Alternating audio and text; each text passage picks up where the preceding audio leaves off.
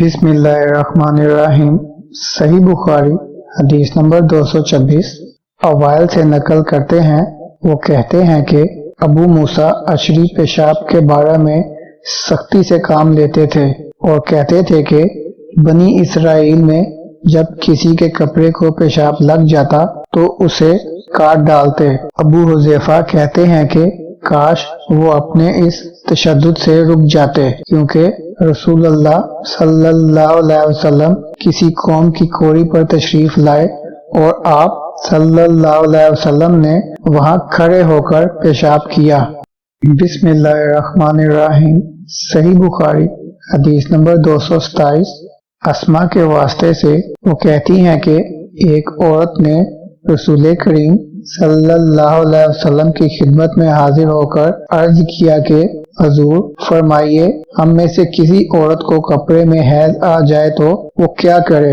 آپ صلی اللہ علیہ وسلم نے فرمایا کہ پہلے اسے کھرچے، پھر پانی سے رگڑے اور پانی سے دھو ڈالے اور اسی کپڑے میں نماز پڑھ لے۔ بسم اللہ الرحمن الرحیم۔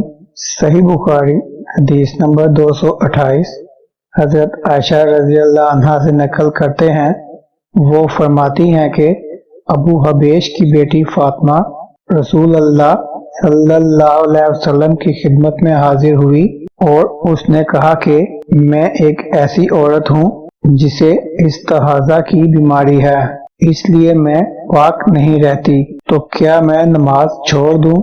آپ صلی اللہ علیہ وسلم نے فرمایا نہیں، یہ ایک رگ کا خون ہے، حیض نہیں ہے، تو جب تجھے حیض آئے تو نماز چھوڑ دے، اور جب یہ دن گزر جائیں تو اپنے بدن اور کپڑے سے خون دھو ڈال، پھر نماز پڑھ۔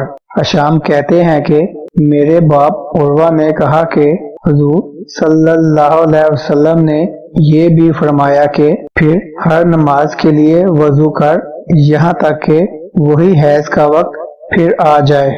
بسم اللہ الرحمن الرحیم۔